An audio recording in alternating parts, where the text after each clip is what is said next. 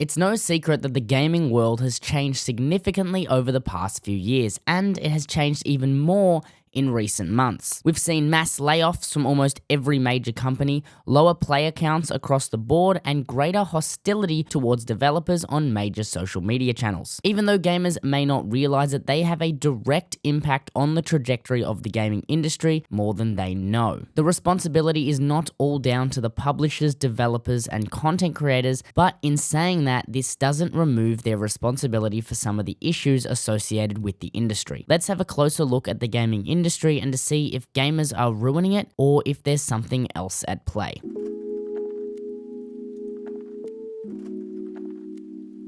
Palworld, New World, Lost Ark, Enshrouded, and Valheim have all experienced a similar trend in the gaming community. Upon their release, these games skyrocketed to popularity, attracting in massive player bases and captivating the audience of streamers and gamers alike. However, this initial surge in interest was often followed by a significant drop in player numbers after just a few months. This can be attributed to a variety of factors, but one of the most prominent is the tendency for players to consume the content at an unsustainable pace, rushing through the game and quickly exhausting its replay value. In this case, early access titles like Valheim, Palworld, and Enshrouded, this issue is just made worse by the fact that they are games that are still in development. Early access is intended to allow players to participate in the development process, providing feedback to help shape the final product. However, some of these players approach these games with the same mindset as they would a fully released and developed title. They expect a fully fleshed out experience from start to finish. When they inevitably exhaust the limited content that these early access titles provide, they are quick to criticize the game for its lack of content, overlooking the fact that more content is still in development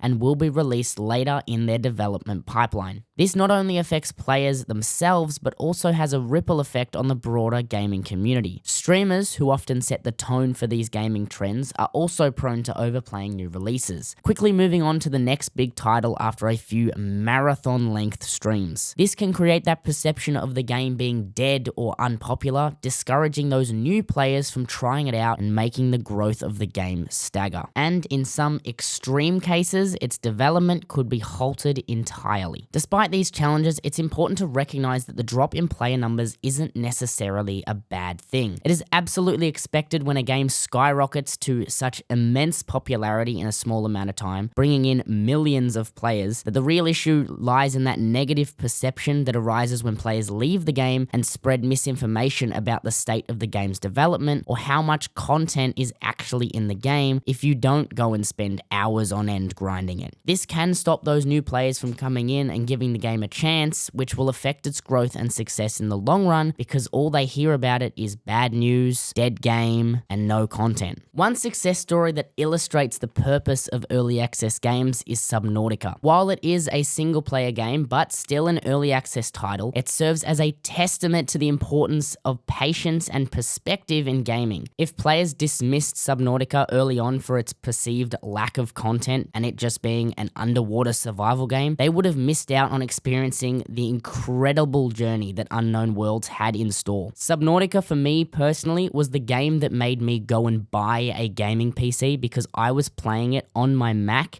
and I absolutely loved following along with the early access. It's a reminder that games like this, especially those in early development, should be judged based on the potential and the dedication of the developers rather than the initial state of the game. If we look at these Subnautica clips from the original 2014 early access release of Subnautica, thanks to a video The Last Bacon posted, which will be linked in the description, we can see a pretty barren world. No wildlife, an empty floating island, and this is a game that would later be blistering with life and creatures for you to discover, as well as a fully fledged base building system and 3 completely unique vehicles. The game had a solid following from its early access days, but because of the positive community surrounding the game and creators like Markiplier and Jacksepticeye really giving it a chance, when the game finally entered version 1.0, it exploded from a few thousand active players to just over over 50,000. This positive reception for the game allowed them to make a sequel, Subnautica Below Zero. A story like this is exactly the point of these early access games releasing on Steam. And without this kind of positive community outlook and support being extended to other studios and their games, gaming could continue to go downhill, leaving us with only games by big AAA studios whose publishers' only goal is to make shareholders happy.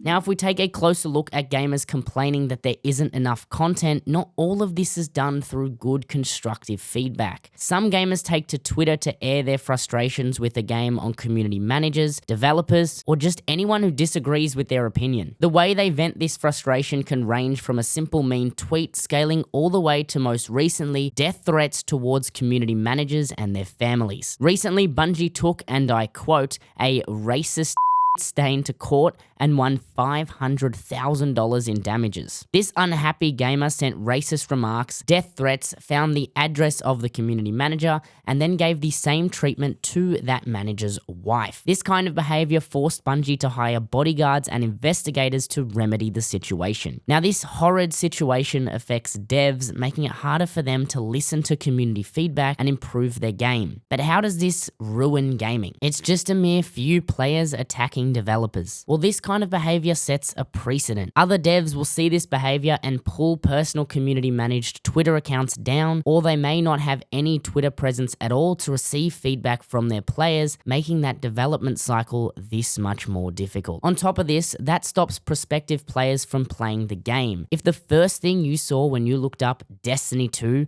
wondering if it's a game you'd feel like playing, and you saw those kind of headlines, you'd be worried that the community isn't welcome and that you might be harassed for being a new player. So while this is an extreme scale, this behavior in small doses is still an issue that is ruining gaming. Not only just for the developers, but also for players who are either subjected to this behavior for trying to learn a new game, or having to listen to another one of their teammates who is subjected to the same treatment. And this isn't just for new players. Gamers who might identify differently, are women, or even just someone who has a little quirk are subjected to this behavior far too often. And if it continues, well, gaming will just be ruined.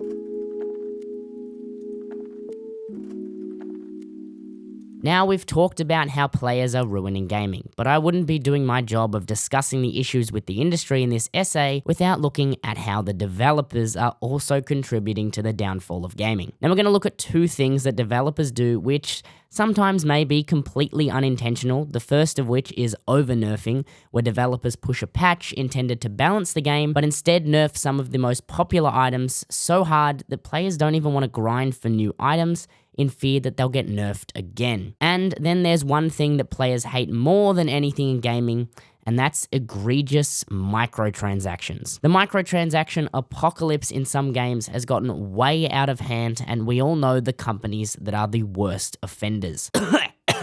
EA. Sorry. Now I'm going to use an old game as an example of this because what came out of it was the biggest embarrassment in EA gaming history. Yes, worse than Anthem. And that's Star Wars Battlefront 2, a game that struggled on so many fronts from microtransactions that developers had to temporarily pull them from the game. An EA game with no microtransactions. That's unheard of. Star Wars Battlefront 2 launched with the most aggressive microtransaction implementation of any video game ever, asking players to spend hundreds of dollars just to unlock iconic characters like Darth Vader. But to make this worse, those transactions weren't even buying what the player wanted. They were loot boxes. These loot boxes, being the main way to advance your character's abilities, obviously left players with a sour taste in their mouth, especially since the crystals that you would purchase to buy loot boxes couldn't even be used to purchase specific heroes. For that, you're gonna need credits. This complaint earned EA the most downvoted response in Reddit history, accumulating a whopping 675,000 downvotes, Following this, the hero prices were cut by 75%, so at least they recognized that loot box progression wasn't really the best choice. However, this didn't stop there. Players called out EA for promoting gambling within Battlefront 2, and this issue not only struck the gaming community, but mainstream media picked it up onto the point where the Belgium Gaming Commission launched an investigation into Battlefront 2 and Overwatch over their loot box system and if it was constituted as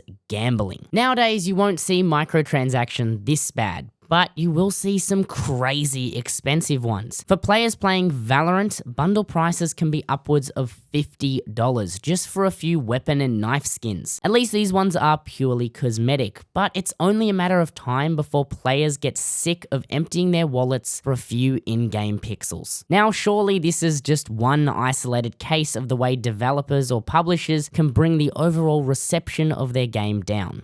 Well, not quite. Another common trap that devs find themselves in that pushes players away is over-nerfing. Now this really affects MMORPGs more than anything, but two games that recently suffered from this problem are Suicide Squad and Diablo 4. Both of these looters heavily nerfed a wide range of abilities and items that players had grinded and saw their counts significantly drop after the first patch, especially Diablo after patch 1.10, which was very poorly received by players. So bad that GameLeap reported it had dropped upwards of 600,000 players after the first month. Overall, these practices, whether it comes from the developer or the publisher, not only drives players away, but creates a distrust in the community from those dedicated fans who are willing to ride the game until the end. Gaming is supposed to be fun, and now of course there has to be some balance, but to grind for hours for the best weapon in the game, only for it to be nerfed so hard it's basically useless, would really ruin gaming and make you not want to put time into a game that just isn't rewarding at all. Now, do I think gaming is coming to an end? No, of course not. But gaming just isn't what it used to be. Developers are being rushed by publishers to push an unfinished product. Is gaming changed forever? Who knows? That'll have to be another video. But if these practices don't change from both a developer and a player standpoint, we could be looking at a very grim future for gaming.